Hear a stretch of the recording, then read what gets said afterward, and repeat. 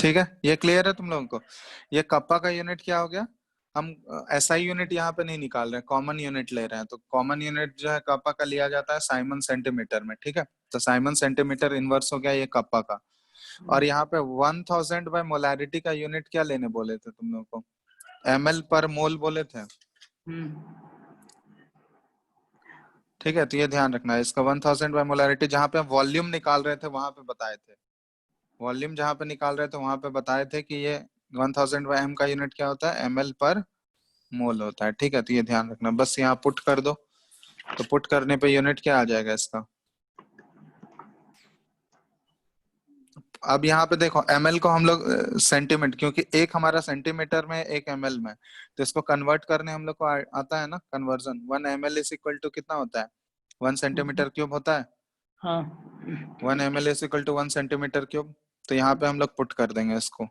तो यहाँ से क्या आ जाएगा बताओ? ये साइमन सेंटीमीटर स्क्वायर हो जाएगा। साइमन सेंटीमीटर इनवर्स, और इनटू ml की जगह पे हम लोग सेंटीमीटर क्यूब पुट कर सकते हैं, और नीचे क्या पुट कर सकते हैं?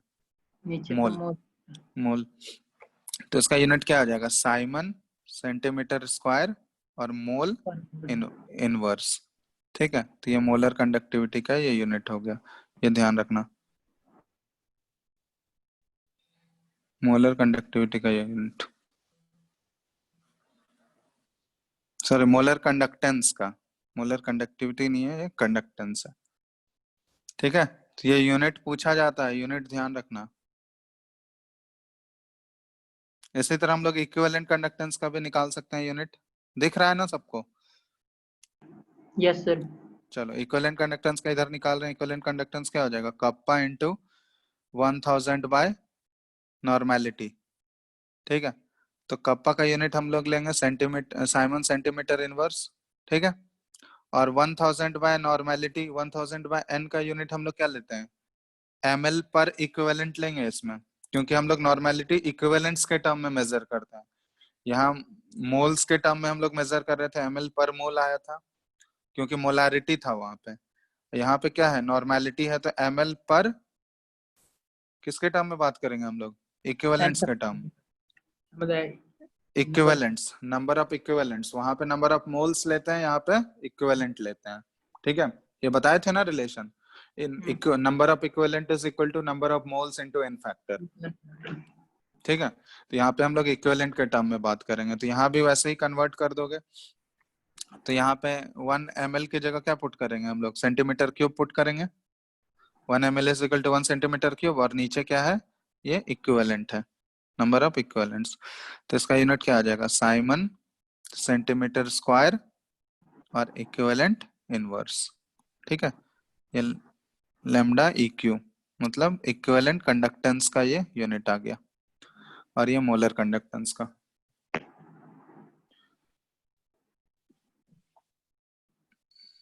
ठीक है, तो ये यूनिट इंपॉर्टेंट है, यूनिट ध्यान रखना, क्योंकि तुमको अगर नहीं पता है कि ये किस चीज का वैल्यू दिया हुआ है, तो वो यूनिट देख के भी हम लोग आइडेंटिफाई कर सकते हैं। ठीक है ना? चलो, तो एक क्वेश्चन करते हैं, लिख लियो उसको। Hello, yes sir. चलो, तो एक क्वेश्चन दे रहे हैं, इसके ऊपर बेस्ड क्वेश्चन है। दिया हुआ है conductivity of 1/50 normal KCl solution at 298 Kelvin is 0.001765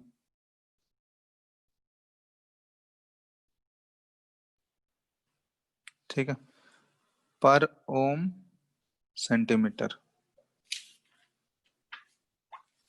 ठीक है, ये दिया हुआ है पर ओम centimetre.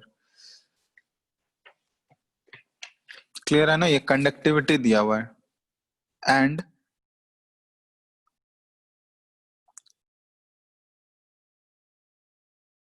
resistance of the cell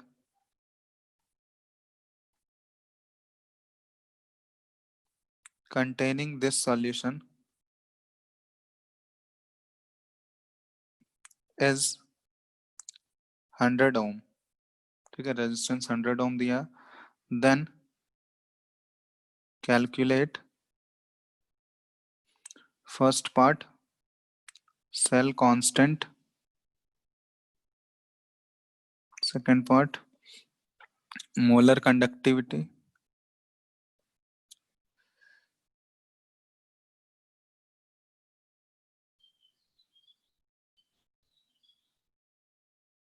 molar conductance लिख लो,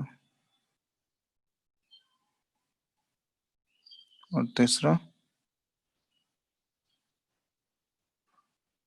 इक्विवेलेंट कंडक्टेंस। ठीक है, दिख रहा है क्वेश्चन सबको? Hello hello, yes. हाँ चलो ये तीनों कैलकुलेट करो। आसान क्वेश्चन है, जो फॉर्मूला बताएं उसके ऊपर यूज करके बनाओ।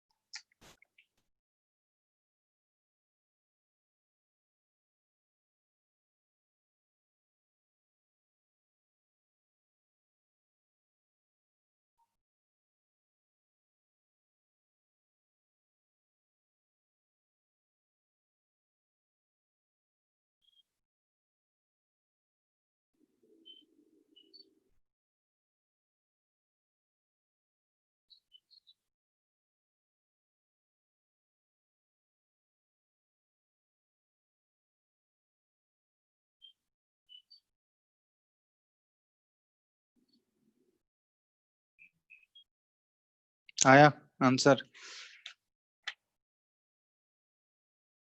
The cell constant is 0.1765.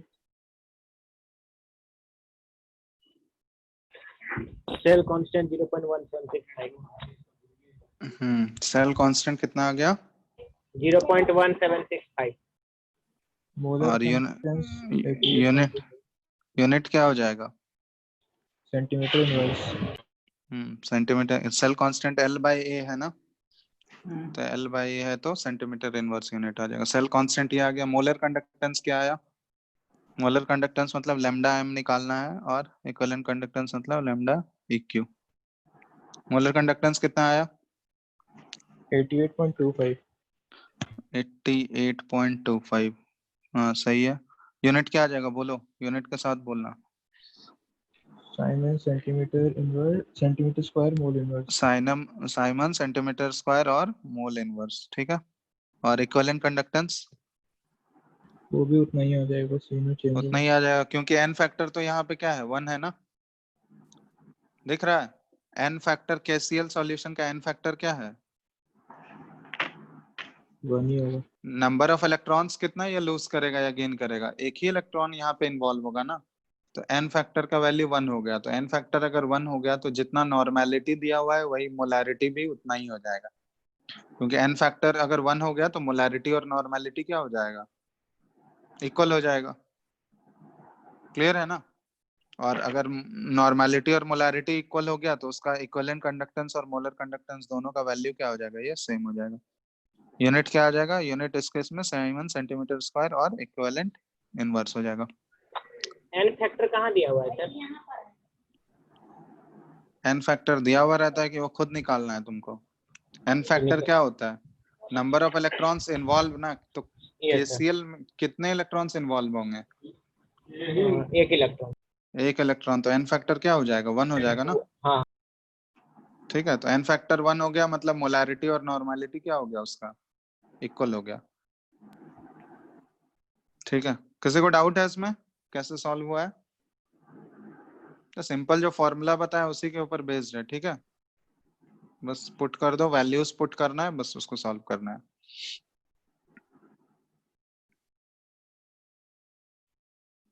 कोई डाउट है किसी को तो बोलो। हेलो, नहीं सर। हो गया ना सबसे? हाँ, चलो,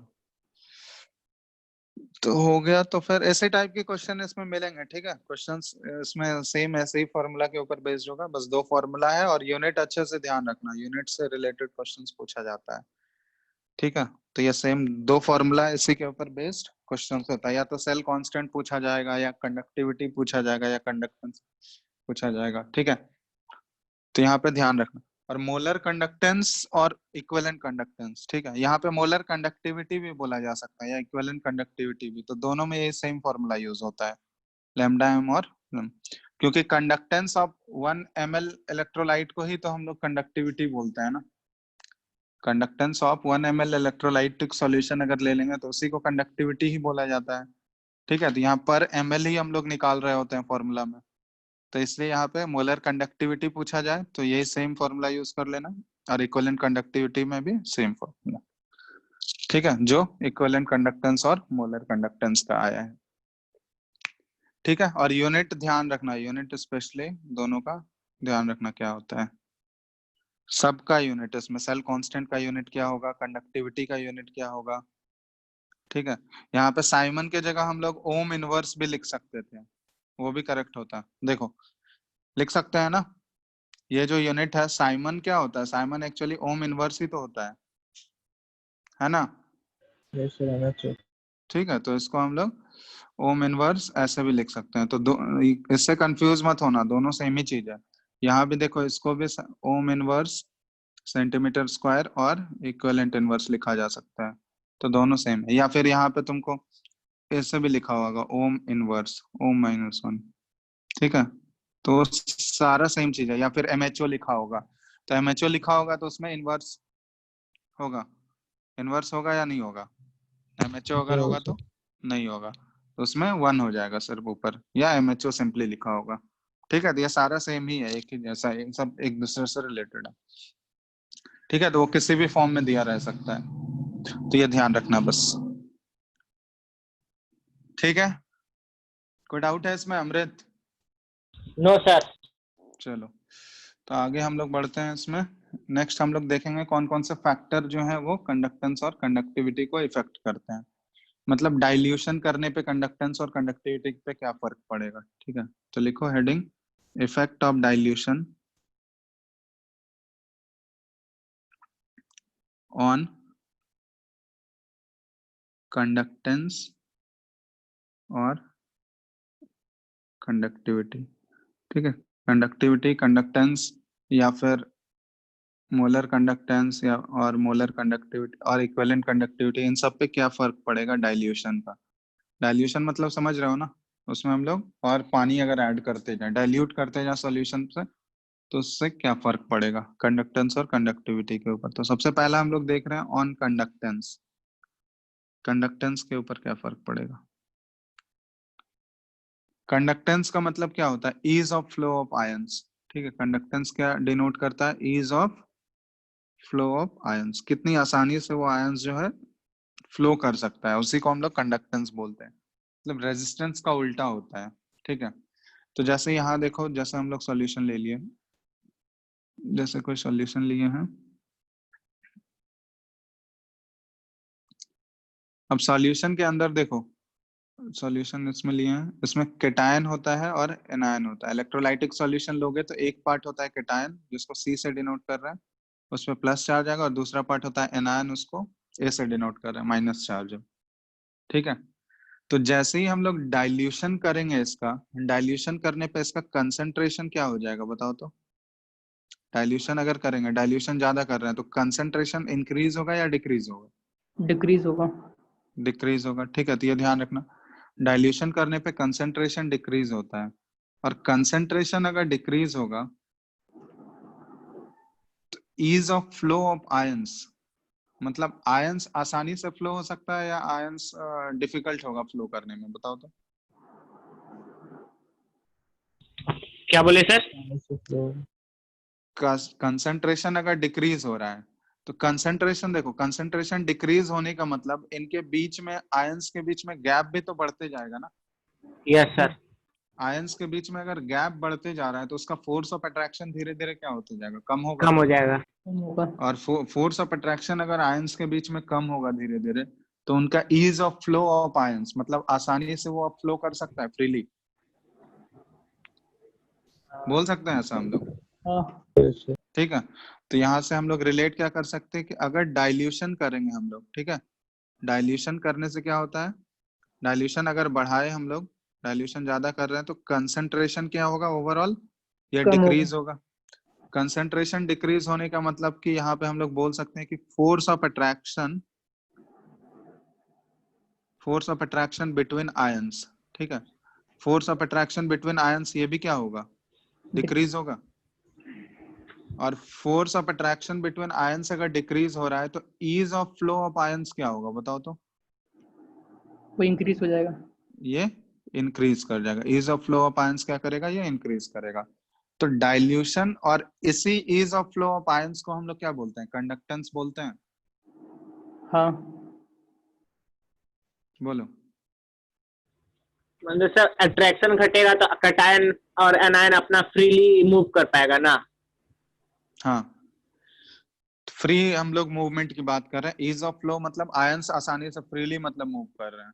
तो यहाँ से हम लोग डायरेक्टली डाइल्यूशन और ease of flow of ions को ही हम लोग क्या बोलते हैं, कंडक्टेंस बोलते हैं। तो यहाँ से डायरेक्टली हम लोग रिलेट कर सकते हैं कि डाइल्यूशन जो है, डाइल्यूशन अगर बढ़ाएंगे हम लोग तो इससे क्या रिलेट कर सकते हैं, कंडक्टेंस क्या होगा, बढ़ेगा या घट रहा है, बताओ तो। सॉल्यूशन का कंडक्टेंस बढ़ रहा है या घट रहा है डाइल्यूशन बढ़ रहा करने है। से, बढ़ बढ़ रहा रहा बढ़ है। है, रहा है। ठीक है, क्योंकि ease of flow of ions बढ़ रहा है, ease of flow of ions बढ़ रहा है मतलब कंडक्टेंस बढ़ रहा है।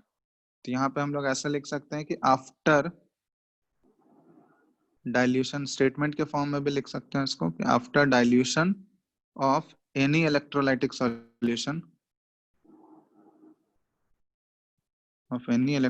Solution, its conductance increases, dilution करने से उसका कंडक्टेंस क्या होगा, इंक्रीज करेगा, ठीक है, ये ध्यान रखना।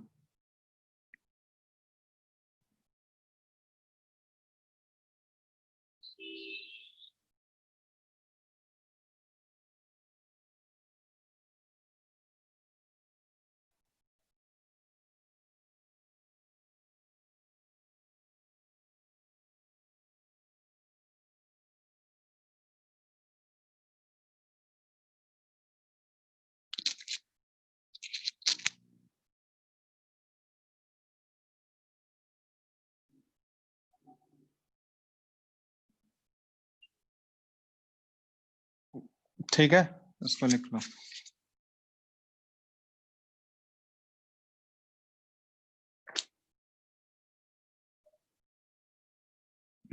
लिख लिया इसको, hello, Yes, sir. Last line. चलो लिख लो। तो डाइल्यूशन का इफेक्ट क्या होगा कंडक्टेंस पे, डाइल्यूशन अगर इंक्रीज होगा, डाइल्यूशन करते जाएंगे तो कंडक्टेंस सॉल्यूशन का क्या होते जाएगा, इलेक्ट्रोलाइटिक सॉल्यूशन का वो बढ़ेगा। इसी में हम लोग एक चीज देख रहे हैं, डिग्री ऑफ डिसोसिएशन पे क्या फर्क पड़ेगा, ठीक है, डिग्री ऑफ डिसोसिएशन, ये पढ़े हो तुम लोग, डिग्री ऑफ डिसोसिएशन, ठीक है, या फिर डिग्री ऑफ आयोनाइजेशन इसको बोलते हैं, डिसोसिएशन या फिर आयोनाइजेशन, ठीक है। तो इसमें पढ़े होगा डिग्री ऑफ डिसोसिएशन, इसमें दो टाइप हो जाएगा, एक स्ट्रॉन्ग इलेक्ट्रोलाइट के टर्म में हम लोग बात करेंगे और एक वीक इलेक्ट्रोलाइट के केस में, क्योंकि दोनों का डिग्री ऑफ डिसोसिएशन वैरी करता है ना।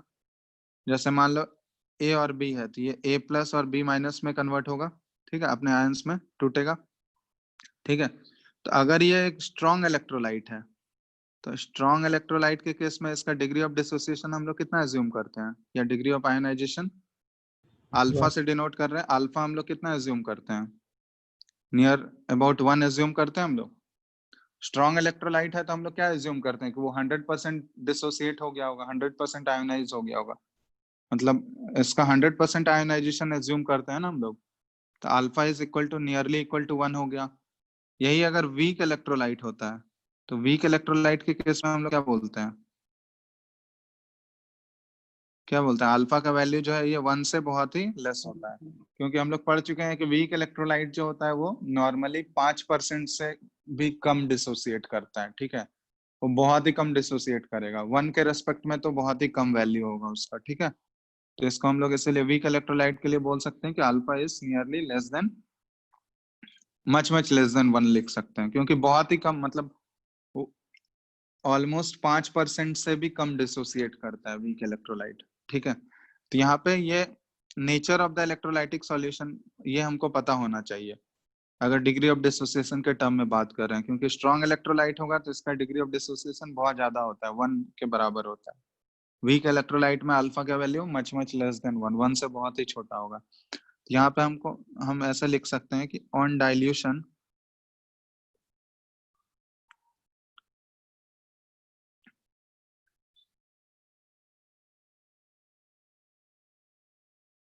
No change in degree of dissociation, मतलब क्या हुआ कि नंबर ऑफ आयंस कितने आ रहे हैं, तो डाइल्यूशन करने पे भी नंबर ऑफ, स्ट्रॉन्ग इलेक्ट्रोलाइट के केस में कोई आयंस चेंज होगा क्या, बताओ तो। यहाँ पे ऐसा लिख सकते हैं हम लोग कि no change in on dilution, no change in degree of dissociation, TOD लिख रहे हैं for strong electrolyte. Strong electrolyte के केस में हम लोग अगर डाइल्यूशन कर भी दिए तो उसके डिग्री ऑफ डिसोसिएशन में कोई फर्क नहीं पड़ेगा। क्यों फर्क नहीं पड़ रहा है, as no change in dilution करने पे आयंस पे कोई फर्क पड़ा क्या, उसका नंबर ऑफ आयंस तो उतना ही रहा ना। जैसे मान लो A और B है, A और B में वो डिसोसिएट किया, उसको अगर हम लोग डाइल्यूट भी करते जा रहे हैं, डाइल्यूट करते जा रहे हैं मतलब क्या हुआ, पानी ऐड करते जा रहे हैं, पानी ऐड करने से उसके नंबर ऑफ आयंस जितने टूट रहे हैं उसमें कोई फर्क पड़ेगा क्या, नंबर में कोई इफेक्ट पड़ेगा, बोलो। तो नंबर में अगर कोई फर्क नहीं पड़ेगा तो उसका डिग्री ऑफ डिसोसिएशन चेंज होगा क्या, No, sir. नहीं, ठीक है। तो इसलिए हम लोग बोलते हैं कि on dilution no change in degree of dissociation for strong electrolyte. Strong electrolyte के केस में उसके डिग्री ऑफ डिसोसिएशन में कोई चेंज नहीं आएगा, क्योंकि as no change in number of ions, ठीक है, takes place. Number of ions में कोई चेंज नहीं होता है, इसलिए उसके डिग्री ऑफ डिसोसिएशन में कोई फर्क नहीं पड़ेगा। यह स्ट्रॉन्ग इलेक्ट्रोलाइट वाला केस है। लेकिन वीक इलेक्ट्रोलाइट के केस में क्या हो जाएगा, एक ऑसवाल्ड डाइल्यूशन लॉ पढ़े होगे तुम लोग, याद है। Yes sir. तो ऑसवाल्ड डाइल्यूशन लॉ क्या था, ये बोला गया था कि वीक इलेक्ट्रोलाइट के केस में अल्फा का वैल्यू क्या आ जाता है, अंडर रूट, जैसे मान लो अगर मान लो वो एसिड है तो एसिड के केस में अंडर रूट K/C लिखते थे हम लोग, याद है, एसिड के केस में। Yes sir. और यही अगर बेस रहता तो हम लोग KB/C लिखते थे। तो अब यहाँ पे क्या होगा, डाइल्यूशन करने पे देखो, अब अल्फा जो है ये कंसंट्रेशन पे डिपेंड कर रहा है, ठीक है, ये ध्यान रखना, अल्फा जो है कंसंट्रेशन पे डिपेंड कर रहा है। तो अगर हम लोग डाइल्यूट कर रहे हैं, डाइल्यूशन कर रहे हैं, तो डाइल्यूशन करने से कंसंट्रेशन क्या होगा, डिक्रीज करेगा, यस सर। और कंसंट्रेशन अगर डिक्रीज करेगा तो अल्फा का वैल्यू क्या होगा, बढ़ जाएगा। बढ़ेगा। तो अल्फा अगर बढ़ रहा है तो इसका मतलब क्या बोल सकते हैं हम लोग, डिग्री ऑफ डिसोसिएशन बढ़ रहा है, क्लियर है ना। तो यहाँ पे हम लोग वीक इलेक्ट्रोलाइट, ऑसवाल्ड डाइल्यूशन लोग कहाँ पे यूज करते हैं हम लोग, वीक इलेक्ट्रोलाइट के लिए सिर्फ, ठीक है, फॉर वीक इलेक्ट्रोलाइट्स। तो फॉर वीक इलेक्ट्रोलाइट हम लोग क्या बोल सकते हैं, स्ट्रॉन्ग इलेक्ट्रोलाइट के लिए तो ये हो गया कि डाइल्यूशन करने से उसके डिग्री ऑफ डिसोसिएशन में कोई भी फर्क नहीं पड़ रहा है। लेकिन वीक इलेक्ट्रोलाइट में अगर हम लोग डाइल्यूशन कर रहे हैं तो उसका डिग्री ऑफ डिसोसिएशन भी क्या हो रहा है, बढ़ रहा है, क्योंकि उसका कंसंट्रेशन कम होगा, और कंसंट्रेशन जितना कम होगा अल्फा का वैल्यू उतना बढ़ेगा, और अल्फा बढ़ेगा तो डिग्री ऑफ डिसोसिएशन भी बढ़ेगा। क्लियर है, हेलो। Yes, sir. चलो तो लिख लो इतना। तो ये डिग्री ऑफ डिसोसिएशन वाला केस हम लोग ले लिए। तो ये ध्यान रखना, स्ट्रॉन्ग इलेक्ट्रोलाइट और वीक इलेक्ट्रोलाइट ये दोनों के लिए डिफरेंट केस है।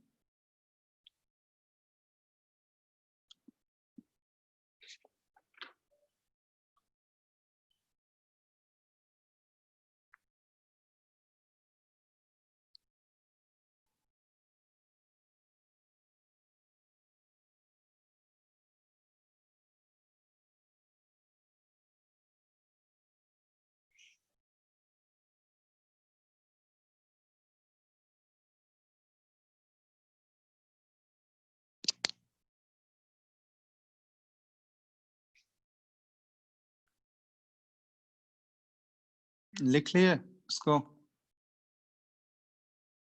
Yes sir. हो गया सबका? Yes sir. चलो, यस सर। तो सबसे पहले हम लोग देख रहे थे इफेक्ट ऑफ डाइल्यूशन किस पे अभी चेक किए हम लोग, कंडक्टेंस पे। ठीक है, कंडक्टेंस पे हम लोग देख लिए इफेक्ट ऑफ डाइल्यूशन। तो कंडक्टेंस पे क्या इफेक्ट था? डाइल्यूशन करने से कंडक्टेंस बढ़ रहा था या घट रहा था? बढ़ रहा था। बढ़ रहा था। ठीक है, अब नेक्स्ट हम लोग इफेक्ट देखेंगे कंडक्टिविटी के ऊपर। ठीक है, सेकंड हो गया, second effect, effect of dilution on conductivity. Conductivity पे क्या फर्क पड़ेगा? ठीक है, कंडक्टिविटी को हम लोग कप्पा से डिनोट करते हैं। अब यहाँ ध्यान देना, कंडक्टिविटी कप्पा जो है इसका स्टेटमेंट क्या होता है, इसको डिफाइन कैसे किया जाता है? ये क्या होता है? Conductance of 1 ml electrolytic solution, इसी को तो हम लोग कंडक्टिविटी बोलते हैं ना। कंडक्टेंस ऑफ 1 ml, अगर हम लोग वॉल्यूम फिक्स कर दें 1 ml, तो उसका जो कंडक्टेंस होगा उसी को हम लोग क्या बोल देंगे? कंडक्टिविटी बोल देंगे। बोलो। Yes sir. Yes sir. ठीक है,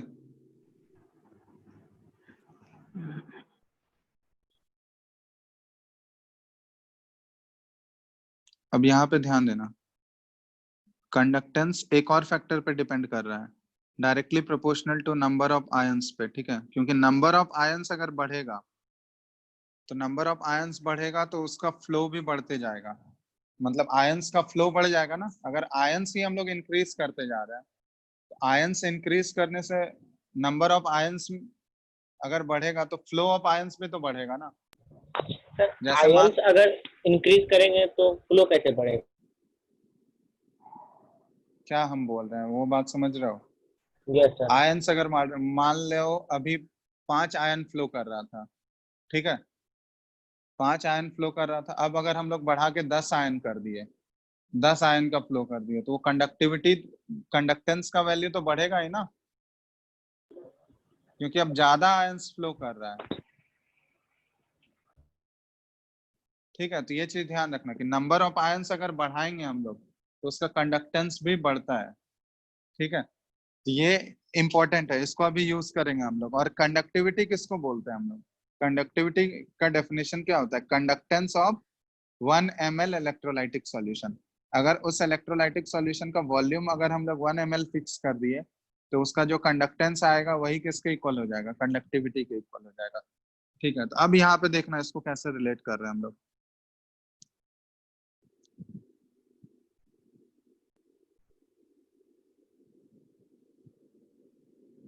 ठीक है, अब यहाँ पे देखो, जैसे मान लो केटायन है A+ और एनायन है B-। ठीक है, क्लियर है ना? और इसका वॉल्यूम, इसको हम लोग कंडक्टिविटी कब बोलेंगे? जब इसका वॉल्यूम हम लोग कितना फिक्स कर दें, इस इलेक्ट्रोलाइटिक सॉल्यूशन का वॉल्यूम कितना फिक्स कर दें हम लोग? 1 ml। 1 ml फिक्स कर दें। ठीक है, तो इसको हम लोग कंडक्टिविटी बोलेंगे। तो कंडक्टिविटी बोल रहे हैं अभी 1 ml, यहाँ पे मान लेते हैं इसका वॉल्यूम 1 ml फिक्स किया गया है, तो इसको, इसी का कंडक्टेंस जो होगा उसको कंडक्टिविटी बोला जाएगा। और हम लोग अभी देख चुके हैं कंडक्टेंस जो है directly proportional to number of ions है। तो नंबर ऑफ आयंस यहाँ पे कितना है? जैसे मान लो अभी कितना आयंस दिख रहा है हमको? 2। 2 आयंस। ठीक है, तो डायरेक्टली प्रोपोर्शनल टू हम लोग 2 लिख लेते हैं। अब जैसे मान लो इसका हम लोग डाइल्यूशन कर दें, ऑन डाइल्यूशन, डाइल्यूशन करके हम लोग मान लेते हैं वॉल्यूम हम लोग कर दिया अब 2 ml। ठीक है, तो वॉल्यूम अगर हम लोग 2 ml कर दिए तो नंबर ऑफ आयंस अब पर यूनिट वॉल्यूम क्या हो जाएगा? वो 2 ही रहेगा या चेंज हो जाएगा? बताओ तो। अब यहाँ पे ध्यान, उतना ही रहेगा। वॉल्यूम अगर यहाँ पे 2 ml कर दिए तो वॉल्यूम जैसे ही डाइल्यूशन करते हैं, तो ये अभी बताए थे, तो डाइल्यूशन करने से गैप जो होता है आयंस के बीच में, वो क्या होता है? बढ़ जाता है। बढ़ जाएगा। बढ़ता है। तो गैप अगर बढ़ जाएगा तो इसका मतलब हम लोग वॉल्यूम दुगना किए हैं, तो वॉल्यूम 2 टाइम्स किए हैं, तो ये नंबर ऑफ आयंस भी क्या हो जाएगा, 2/2 करोगे, तब नंबर ऑफ आयंस अगर हम लोग निकाले पर ml में कितना होगा, तो पर ml में नंबर ऑफ आयंस अब कितना हो जाएगा, 1 1 हो हो जाएगा। हम्म, क्लियर है? क्योंकि नंबर ऑफ आयंस 2 था। 2 कब था? जब वॉल्यूम 1 लिए थे हम लोग, वॉल्यूम 1 ml था वहां पे, लेकिन डाइल्यूशन करके हम लोग वॉल्यूम अब कितना कर दिए, 2 ml। 2 ml कर दिए। तो वॉल्यूम 2 ml कर दिए, तो अब नंबर ऑफ आयंस पर ml कितना हो जाएगा, 2/2 हो जाएगा। तो मतलब k का वैल्यू क्या हो गया अब, पहले k का वैल्यू 2 था, ठीक है, नंबर ऑफ आयंस 2 था क्योंकि वॉल्यूम 1 था, लेकिन जैसे ही डाइल्यूशन करके हम लोग वॉल्यूम दुगना कर दिए, तब number of ions per unit पर ml कितना हो गया, अब कम होके कितना हो गया, 1 हो गया। 1 हो गया ना। तो इसका मतलब हम लोग यहाँ पे लिख सकते हैं कि ऑन डाइल्यूशन अगर करेंगे हम लोग, तो पर ml आयंस क्या होगा, पर ml आयंस कम हो रहा है, आयंस का वैल्यू जो है पर ml वो डिक्रीज हो गया ना, क्योंकि फर्स्ट केस में आयंस कितना था पर ml, बोलो 2 था।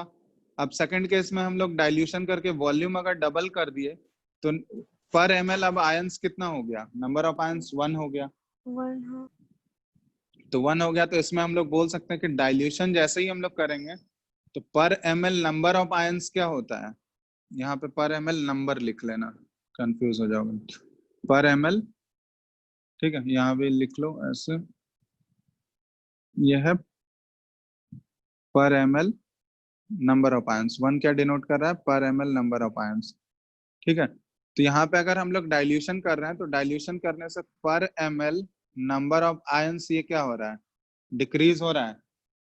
तो पर ml अगर नंबर ऑफ आयंस डिक्रीज हो जाएगा, तो कप्पा का वैल्यू भी क्या होगा, ये डिक्रीज करेगा, क्योंकि ये नंबर ऑफ आयंस के ही डायरेक्टली प्रोपोर्शनल है। और नंबर ऑफ आयंस अगर पर ml में कम होगा, तो उसका कंडक्टेंस भी कम होगा, और कंडक्टेंस अगर कम होगा पर ml, तो उसका कंडक्टिविटी भी क्या होगा, डिक्रीज करेगा। तो ये ध्यान रखना। Amrit, hello, yes yes sir. Clear है ना, लिख रहे हो उसको? हाँ सर। देखो, तो इस केस में क्या हो रहा है, डाइल्यूशन अगर कर रहे हैं हम लोग, तो देखो नंबर ऑफ आयंस पर ml क्या हो गया, देखो फर्स्ट केस में नंबर ऑफ आयंस पर ml 2 था, 2 क्योंकि था। वॉल्यूम 1 था, लेकिन वॉल्यूम अगर डबल कर दिए हम लोग, तो 2/2, अब नंबर ऑफ आयंस कितना हो गया पर ml, 1। 1 हो गया। तो डाइल्यूशन करने से पर ml नंबर ऑफ आयंस क्या हो रहा है, डिक्रीज हो रहा है, और पर ml नंबर ऑफ आयंस अगर डिक्रीज होगा, तो कंडक्टिविटी भी उसका क्या होगा, डिक्रीज करेगा, क्योंकि वो नंबर ऑफ आयंस के डायरेक्टली प्रोपोर्शनल होता है। तो नंबर ऑफ आयंस अगर उसका कम होगा पर ml, नंबर ऑफ आयंस अगर डिक्रीज होते जा रहा है, तो कंडक्टिविटी का वैल्यू भी क्या होगा, डिक्रीज होगा, ठीक है। तो यहाँ पे ध्यान रखना कि ऑन डाइल्यूशन अगर हम लोग कर रहे हैं, तो कंडक्टिविटी क्या हो रहा है, कंडक्टिविटी डिक्रीज हो रहा है या इंक्रीज हो रहा है,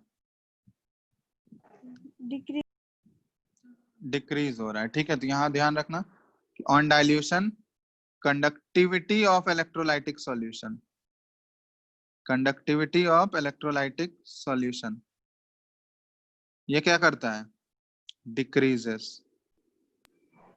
लेकिन कंडक्टेंस क्या हो रहा था, बताओ?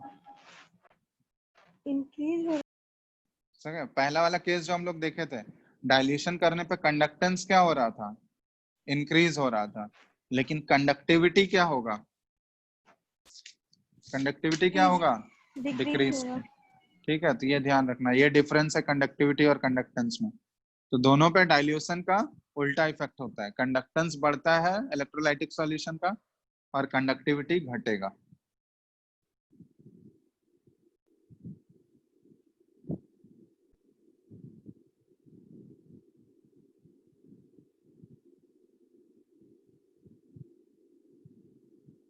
ठीक है, तो यहाँ पे ऐसे लिख सकते हो कि कंडक्टिविटी हम लोग लिख सकते हैं कि कंडक्टिविटी जो है यह डायरेक्टली प्रोपोर्शनल होता है किसके, नंबर ऑफ आयंस पर ml। ठीक है, नंबर ऑफ आयंस पर ml। नंबर ऑफ आयंस अगर पर ml डिक्रीज होते जाएगा तो उसका कंडक्टिविटी भी डिक्रीज होगा। ठीक है, या फिर इसको ऐसे लिख सकते हैं हम लोग, कॉन्सेंट्रेशन ऑफ आयंस पर ml। ठीक है, कंसेंट्रेशन ऑफ आयंस पर ml।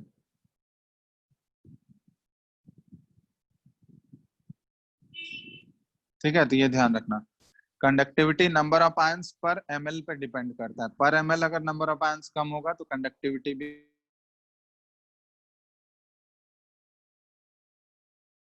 कम हो रहा था। ठीक है, तो नंबर ऑफ आयंस कम हो गया तो इसका मतलब उसका कंडक्टिविटी भी कम हो गया।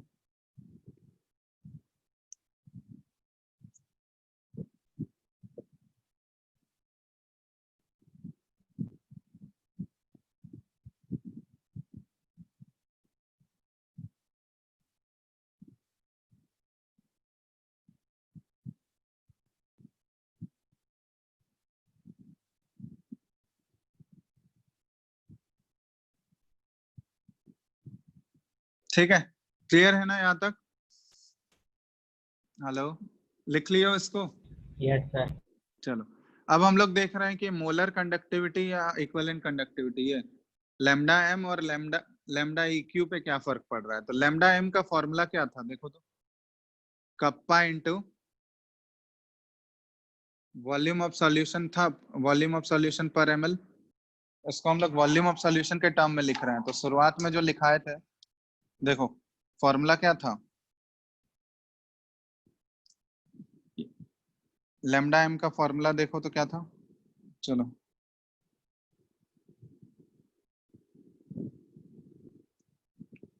बोलो क्या था, तुम ही लोग बताओ, लैम्डा एम का फॉर्मूला क्या था?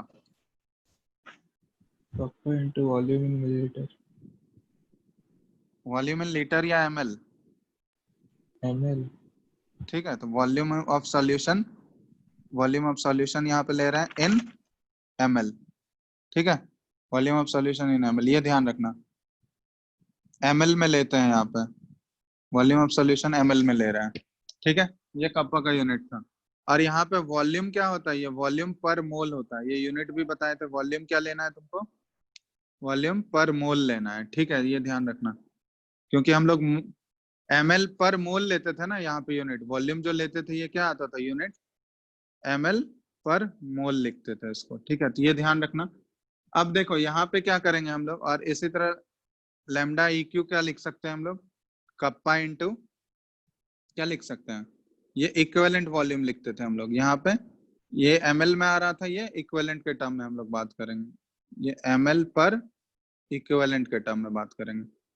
वो ऊपर ml पर मोल आता था, यहाँ पे हम लोग क्या लिखते थे, ml पर इक्विवेलेंट। ठीक है, ये वॉल्यूम ऑफ सॉल्यूशन है और ये ml पर इक्विवेलेंट है। ठीक है, ये डिफरेंस था इसमें। अब देखो इन दोनों पे क्या फर्क पड़ेगा डाइल्यूशन का, तो यहाँ पे देखो क्या फर्क पड़ता है। देखो अभी हम लोग देख चुके हैं, ये कप्पा क्या है, कंडक्टिविटी है। कप्पा क्या डिनोट कर रहा है बताओ, अमृत? Yes sir. कप्पा क्या डिनोट कर, कंडक्टिविटी डिनोट कर रहा है। तो अभी हम लोग देख चुके हैं कि डाइल्यूशन करने से कंडक्टिविटी बढ़ रहा है या घट रहा है, घट रहा है सर। घट रहा था। ठीक है, लेकिन अगर हम लोग डाइल्यूशन करेंगे तो वॉल्यूम ऑफ सॉल्यूशन क्या होगा, बढ़ेगा या घटेगा? बढ़ेगा सर। ठीक है, तो यहाँ पे हम लोग लिख सकते हैं कि on dilution volume of solution क्या होता है, ये इंक्रीज करता है, लेकिन कप्पा कंडक्टिविटी का वैल्यू क्या होता है, डिक्रीज करता है, कंडक्टिविटी का वैल्यू डिक्रीज करता है। अब यहाँ पे तुमसे पूछा जाएगा कि मोलर कंडक्टिविटी और इक्विवेलेंट कंडक्टिविटी ये बढ़ेगा या घटेगा, ये किस पे डिपेंड करेगा बताओ तो, एक वैल्यू बढ़ रहा है, एक वैल्यू घट रहा है, तो ये मोलर कंडक्टिविटी और इक्विवेलेंट कंडक्टिविटी ये ओवरऑल बढ़ेगा या घटेगा, बताओ, ये कैसे डिसाइड कर सकते हैं हम लोग, बताओ।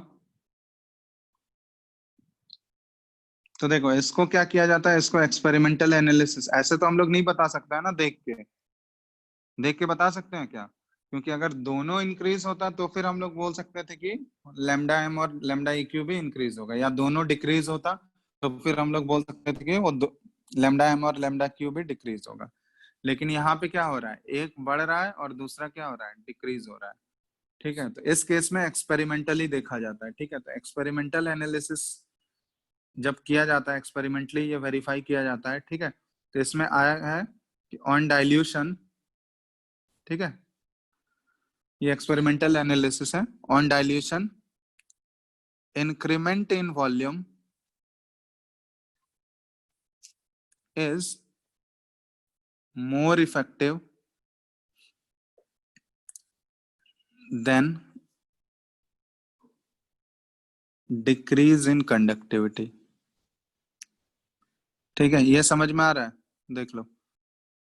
एक्सपेरिमेंटली ये वेरीफाई किया जा रहा है, एक्सपेरिमेंटल वेरिफिकेशन पे ये आया कि जैसे ही डाइल्यूशन करते हैं तो जितना वॉल्यूम में इंक्रीमेंट हो रहा है वो क्या होगा, वो ज्यादा इफेक्टिव होगा या वो ज्यादा डोमिनेटिंग होगा देन डिक्रीज इन कंडक्टिविटी। मतलब उसका इफेक्ट जो होगा कंडक्टिविटी के डिक्रीज होने के इफेक्ट से ज्यादा होगा। तो मतलब यहाँ पे हम लोग बोल सकते हैं कि डाइल्यूशन करने से वॉल्यूम का जो इंक्रीज हो रहा है, ऑन डाइल्यूशन, यहाँ पे ऐसे लिख सकते हैं, ऑन डाइल्यूशन वॉल्यूम का जो इंक्रीज हो रहा है, ये वाला फैक्टर क्या है, मोर इफेक्टिव है, मोर डोमिनेटिंग इफेक्ट है इसका। तो इसका मतलब हम लोग ओवरऑल क्या बोल सकते हैं, बताओ तो, कि डाइल्यूशन करने से लैम्डा एम ओवरऑल बढ़ेगा या घटेगा, बताओ। बढ़ेगा। बढ़ेगा, क्योंकि वॉल्यूम का इंक्रीज होना वो ज्यादा डोमिनेटिंग हो जाता है। तो अगर वो ज्यादा डोमिनेटिंग है तो ऑब्वियसली लैम्डा एम और लैम्डा इक्यू जो है वो वॉल्यूम पे ही डिपेंड करेगा। क्योंकि वॉल्यूम अगर बढ़ रहा है, क्योंकि वो ज्यादा मोर इफेक्टिव फैक्टर है, तो वॉल्यूम अगर बढ़ेगा तो लैम्डा एम का वैल्यू भी बढ़ेगा और लैम्डा इक्यू भी बढ़ेगा। ठीक है, तो ये ध्यान रखना, ये पॉइंट इंपॉर्टेंट है, क्योंकि ऐसे हम लोग देख के नहीं बता सकते, ये एक्सपेरिमेंटली ही वेरीफाई किया गया है। ठीक है ना, तो ये ध्यान रखना, एक्सपेरिमेंटली देखा गया कि वॉल्यूम का बढ़ना जो होता है वो मोर डोमिनेटिंग इफेक्ट होता है लेस देन कंडक्टिविटी का डिक्रीज होना। ठीक है, इसलिए वो वॉल्यूम पे डिपेंड करेगा डायरेक्टली। ठीक है चंदन, यस सर। हाँ सर। क्लियर है ना, क्लियर है हाँ। ना, समझ समझ में आया कि नहीं। Yes sir. ठीक है, तो यहाँ पे हम कंक्लूड करके लिखते हैं, सबको समराइज करके अगर लिखें तो समराइज करने करके लिखेंगे तो यहाँ पे बताना, डाइल्यूशन करने से, डाइल्यूशन अगर हम लोग कर रहे हैं तो पहला हम लोग चेक कर रहे हैं कंडक्टेंस। बताना कंडक्टेंस बढ़ रहा था या घट रहा था, बढ़ रहा था। कंडक्टेंस इंक्रीज होगा। ठीक है, दूसरा हम लोग देख रहे हैं conductivity, conductivity kappa, kappa increase होगा या डिक्रीज होगा डाइल्यूशन से, डिक्रीज। डिक्रीज होगा। डिक्रीज करेगा। ठीक है, तीसरा लैम्डा एम और लैम्डा ई क्यू, ये इंक्रीज होगा या डिक्रीज होगा, इंक्रीज होगा। इंक्रीज होगा। और चौथा डिग्री ऑफ डिसोसिएशन, और डिग्री ऑफ डिसोसिएशन हम लोग यहाँ पे वीक इलेक्ट्रोलाइट का बात कर रहे हैं। तो बताओ डाइल्यूशन से degree of dissociation weak electrolyte का बढ़ रहा है या घट रहा है, बढ़ रहा है। बढ़ रहा है। ठीक है, तो ये समराइज करके हम लोग ये पॉइंट लिख सकते हैं डाइल्यूशन पे। ठीक है, यही सारा फैक्टर्स अभी हम लोग देखे, ये चारों पे, डाइल्यूशन पे इन चारों का क्या इफेक्ट, इन डाइल्यूशन का इफेक्ट इन चारों के ऊपर क्या होगा। ठीक है, तो ये इंपॉर्टेंट है, इससे क्वेश्चंस पूछा जाता है थियोरेटिकल, तो ये ध्यान रखना।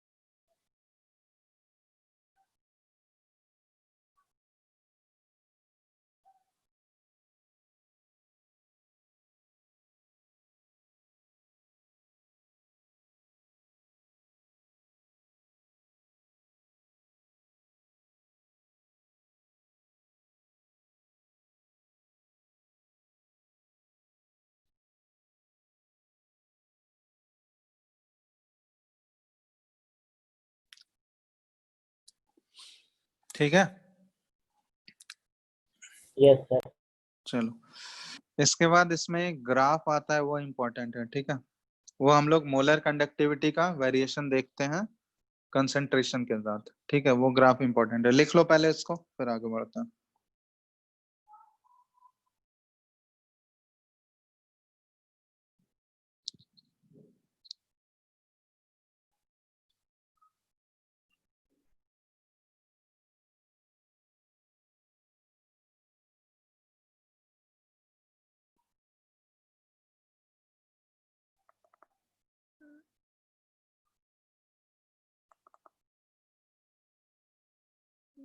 लिख लोगे तो बोलना। लिख लिए सर। हो गया सबका अमृत? Yes sir. चलो अब इसी में एक ग्राफ वाला पोर्शन देख लेते हैं। ठीक है, ग्राफ जो है उसको हम लोग प्लॉट करते हैं। लिखो ये वेरिएशन ऑफ मोलर कंडक्टिविटी का ग्राफ है ये। ठीक है, मोलर कंडक्टिविटी मतलब lambda M, molar conductivity with concentration.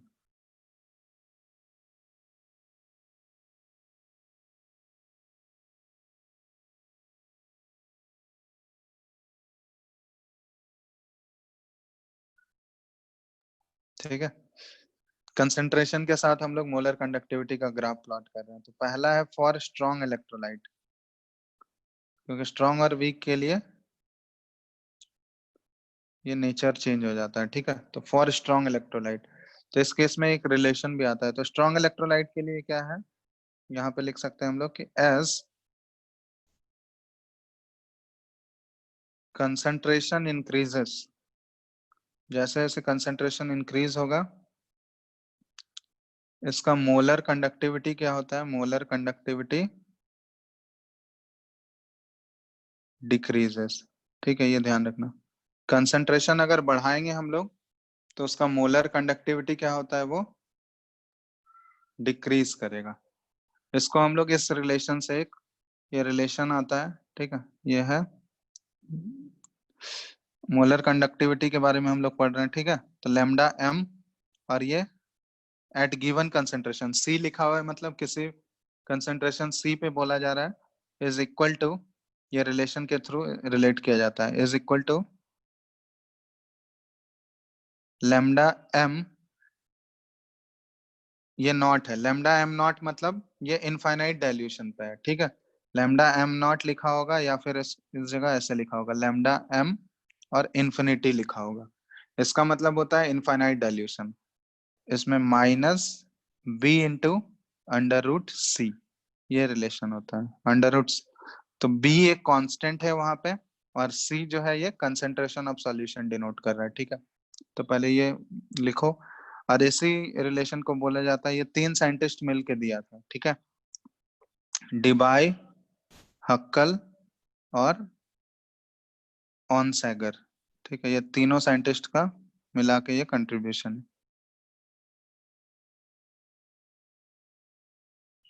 Debye हक्कल ऑनसैगर equation इसको बोलते हैं हम लोग। सर ठीक है, माइनस बी√6 क्या, बी√c क्या है?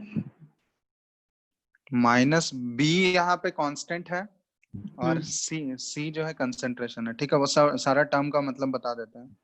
ओके ठीक है, यहाँ पे लैम्डा एम सी क्या डिनोट कर रहा है, ये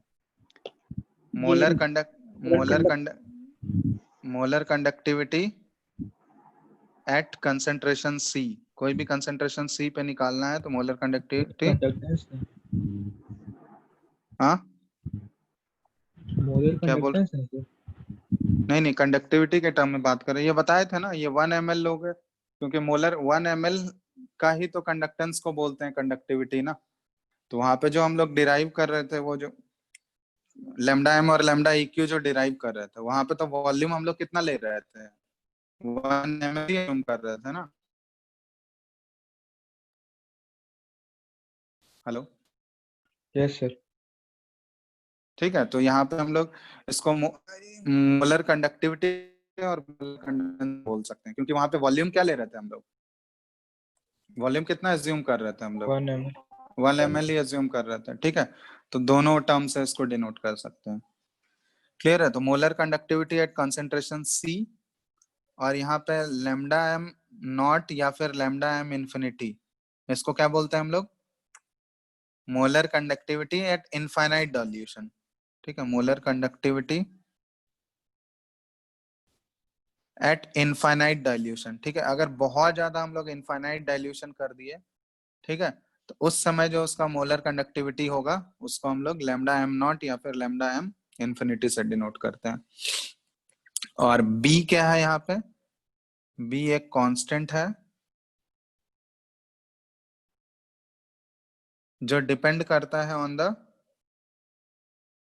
टेम्परेचर, विस्कोसिटी। ठीक है, ये विस्को टेम्परेचर पे डिपेंड करेगा, विस्कोसिटी पे डिपेंड करेगा, तो ये उसका ये कांस्टेंट ही मानो, इसको वो नहीं देखना है इसका ये किस पे डिपेंड कर रहा है, बस बी को मानो यहाँ पे एक कांस्टेंट है। और सी क्या है? सी हम लोग कंसंट्रेशन से रिलेट कर रहे हैं ना, मोलर कंडक्टिविटी को हम लोग रिलेट कर रहे हैं कंसंट्रेशन से। इसका ग्राफ प्लॉट करेंगे अभी हम लोग। ठीक है, तो सी हो गया कंसंट्रेशन। अब यहाँ देखो, हम लोग ग्राफ जो है इसका प्लॉट कर रहे हैं। देखो ये बताना कैसा नेचर आएगा। Molar conductivity at concentration C और अंडर रूट सी, इसके बीच में ग्राफ प्लॉट कर रहा है। बताओ तो ग्राफ का नेचर क्या होगा? स्ट्रेट लाइन ही होगा। ग्राफ का नेचर स्ट्रेट लाइन होगा और पॉजिटिव स्लोप होगा या नेगेटिव स्लोप? लीनियर ग्राफ होगा पॉजिटिव या नेगेटिव स्लोप के साथ, बताओ। Negative. Negative slope. Negative slope. Slope. ठीक है, ये नेगेटिव स्लोप होगा, ऐसे ही होगा ना, देख लो। और यहाँ पे ये वाला पॉइंट जो है, जब कंसंट्रेशन का वैल्यू 0 है, जब कंसंट्रेशन 0 होगा तो अंडर रूट कंसंट्रेशन भी 0 हो जाएगा। तो इसका मतलब इस पॉइंट पे जो मैक्सिमम वैल्यू आएगा इसी को हम लोग क्या बोलेंगे? लैम्डा एम नॉट या फिर लैम्डा एम इंफिनिटी, मतलब molar conductivity at infinite dilution. ठीक है, यही वाला पॉइंट होगा ना मोलर, ये वाला वैल्यू जो है यहाँ से 0 से, क्योंकि यही तो है यहाँ पे। ये क्या बन रहा है? y equal to M X plus C है, तो y इंटरसेप्ट का वैल्यू है ना ये। Yes sir. ठीक है, ये स्ट्रेट लाइन का इक्वेशन है, y इक्वल टू, इसको हम लोग स्ट्रेट कर सकते हैं, y इक्वल टू ये c है और यहाँ पे mx है। का वैल्यू क्या हो जाएगा? स्लोप का वैल्यू माइनस b, स्लोप। और यहाँ पे आवाज x तो अंडर रूट c, लोग अंडर रूट c ले रहे हैं, स्ट्रेट लाइन होगा विद स्लोप। सर आवाज क्लियर नहीं आ रही। Yes sir. दिख तो रहा है ना? हेलो, फिर से बोलिए सर। हेलो, आवाज नहीं आ रहा है सर। अभी भी नहीं आ रहा है? फंस रहा है। रुको एक मिनट, अभी आ रहा है? Yes sir. हेलो। चलो, अभी आ रहा है ना आवाज? हाँ सर। तो लिख लो इसको। ठीक है, ये ग्राफ इंपॉर्टेंट है। हम लोग स्ट्रॉन्ग इलेक्ट्रोलाइट के ग्राफ ड्रॉ कर रहे हैं, वीक इलेक्ट्रोलाइट के केस में नीचे। फिर वैसे ही हो रहा है। फंस रहा है सर। ठीक है, पहले ड्रॉ करो फिर आगे, जब ये लिख लो, पहले ये ड्रॉ करो ग्राफ। कर लिया। स्क्रीन तो दिख रहा है ना? हाँ सर। चलो ठीक है। अब यहाँ पे एक चीज ध्यान देना, नोट करके लिखना, molar conductivity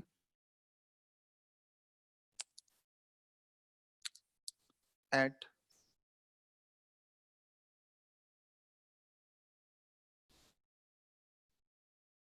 infinite dilution for a strong electrolyte can be calculated by extrapolation method। extrapolation method तुम लोग पढ़े हो, सुने हो? No sir. एक्स्ट्रापोलेशन मेथड दिया हुआ है कि ग्राफ में अगर कोई भी 2 पॉइंट तुमको दिया रहेगा, 2 पॉइंट मेंशन है, उसके अलावा तुमको कंसेंट्रेशन भी दिया हुआ है। क्लियर है? जैसे ग्राफ में 2 कंसेंट्रेशन दिया हुआ है और उसके अलावा उसके कॉरस्पॉन्डिंग इंटेंस का वैल्यू, कंडक्टिविटी का वैल्यू दिया हुआ है। तो उस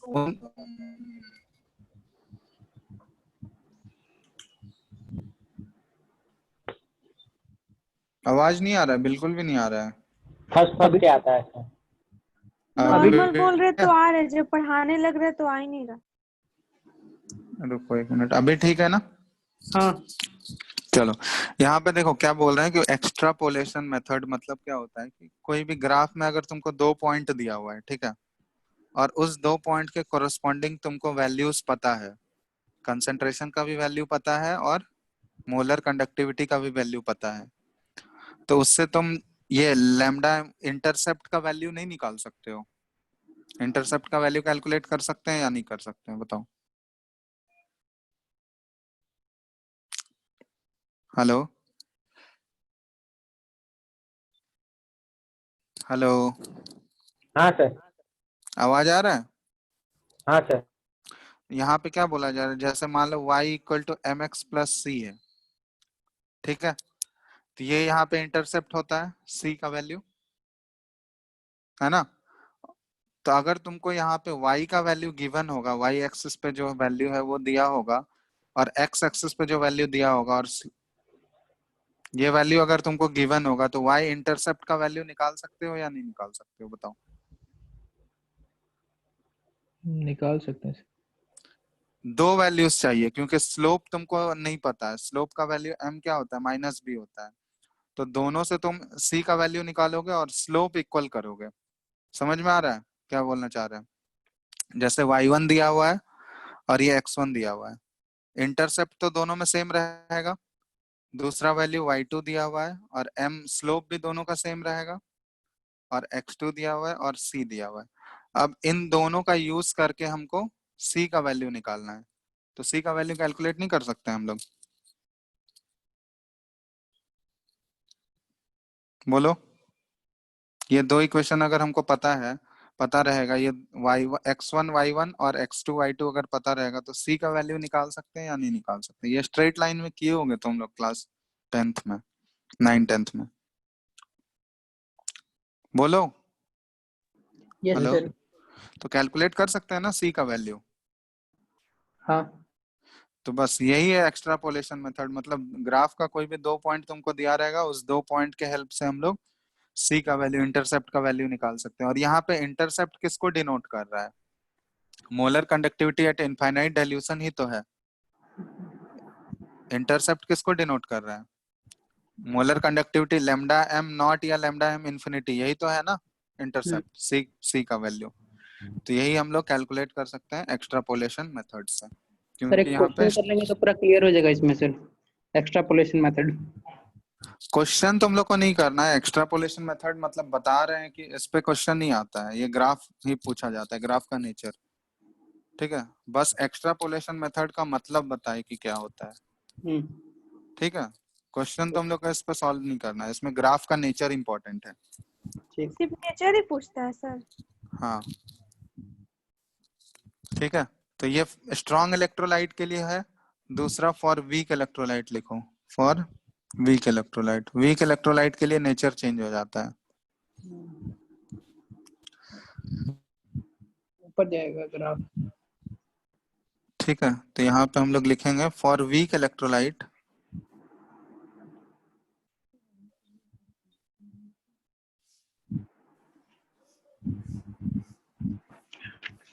मोलर कंडक्टिविटी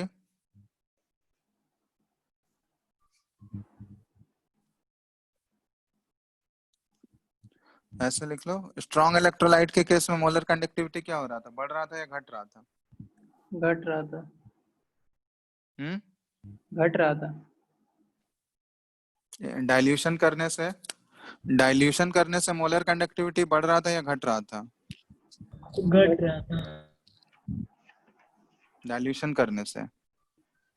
बढ़ रहा था सर। बढ़ रहा था सर।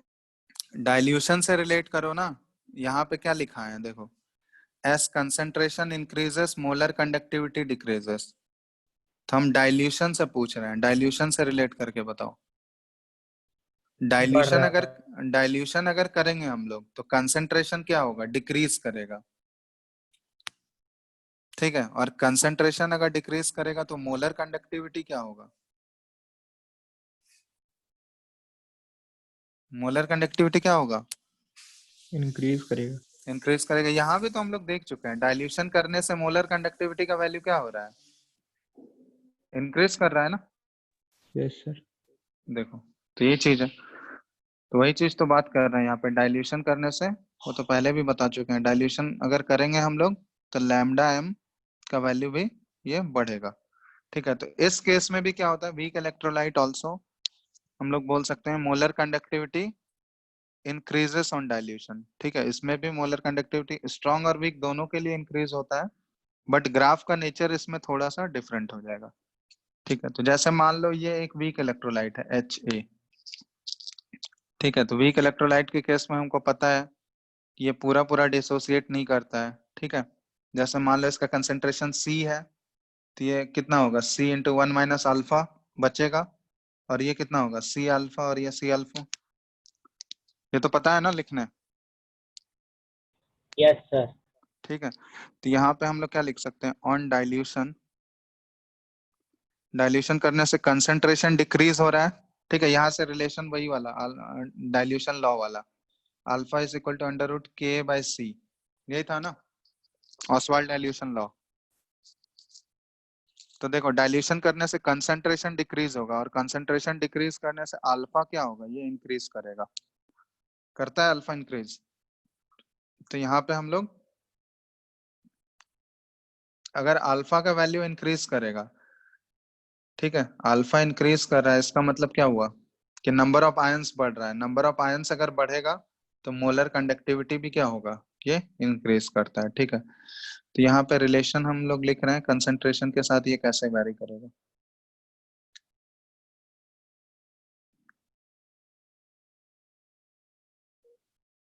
लैम्डा एम और ये अंडर रूट कंसेंट्रेशन। तो अब इस केस में ग्राफ लीनियर नहीं आके ये इस टाइप का ग्राफ आता है, ठीक है, ये ध्यान रखना। अब ये लीनियरली डिक्रीज नहीं करेगा, ये एक्सपोनेंशियली ऐसे डिक्रीज करता है, ठीक है। तब अगर एक्सपोनेंशियली डिक्रीज कर रहा है तो यहाँ पे ये ध्यान रखना, for weak electrolyte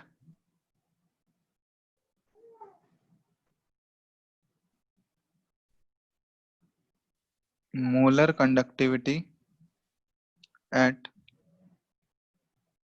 infinite dilution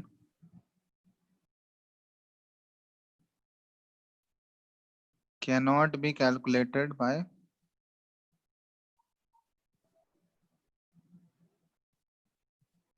extrapolation method, ठीक है। क्योंकि अब यहाँ स्ट्रेट लाइन वाला ग्राफ नहीं है, तो स्ट्रेट लाइन वाला ग्राफ नहीं है, तो अब हम लोग एक्स्ट्रापोलेशन मेथड यूज नहीं कर सकते हैं यहाँ पे, ठीक है।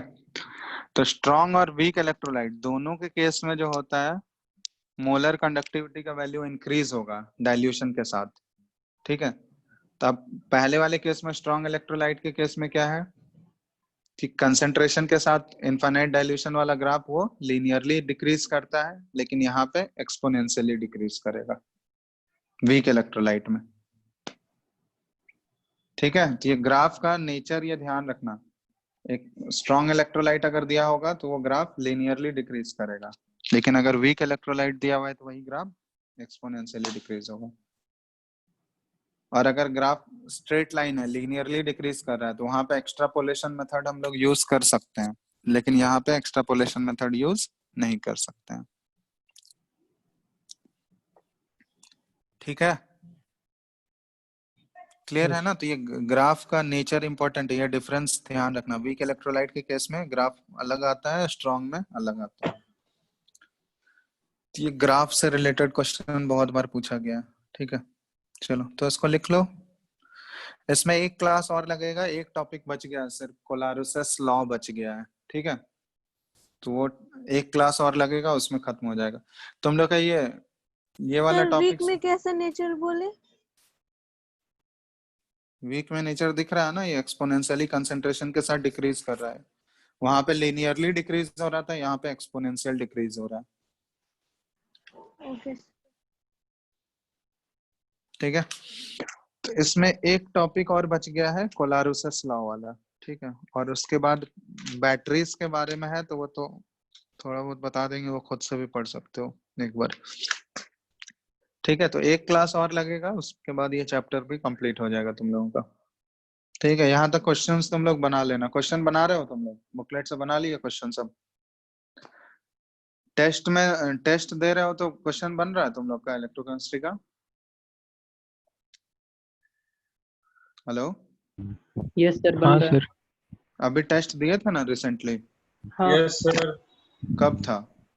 तो सर कितना, पिछले मंडे? मंडे। ये वाला टेस्ट नहीं हुआ है अभी? अच्छा, तुम लोग का 2 तारीख को है ना टेस्ट?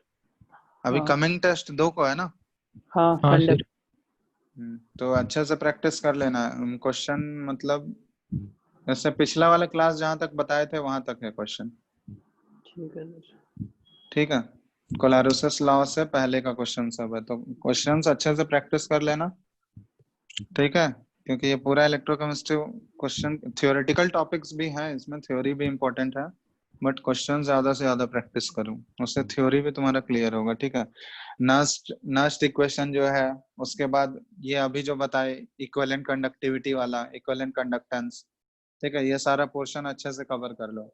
और उसके शुरुआत में जो कैलकुलेशन बताए थे ईएमएफ कैलकुलेट करने का, ई सेल कैलकुलेट करने का फॉर बताए थे ना, हाँ standard sir. Reduction potential of cathode minus anode जो करते थे, और डेल्टा जी यूज करके जो हम लोग यूज करते थे, वो सब जितना बताए थे वो सब प्रैक्टिस कर लो अच्छे से। Yes sir. ठीक है, जो भी डाउट होगा वो एक डाउट क्लास भी रख देंगे तुम लोग का, पहले टेस्ट दे दो, उसके बाद ये चैप्टर कंप्लीट होगा, एक क्लास लेके उसके बाद एक डाउट क्लास रख लेंगे। ठीक है सर। ठीक है, हम्म। चलो चलो फिर तो एंड कर रहे हैं। लिख लिया हो ना सब लोग? वैसे पीडीएफ तो भेज ही सर। देंगे, लिख लेना। Yes sir. चलो ठीक है, फिर एंड कर रहे हैं। ओके। ठीक है, thank you sir. Hmm, thank you. ठीक है, थैंक यू, चलो।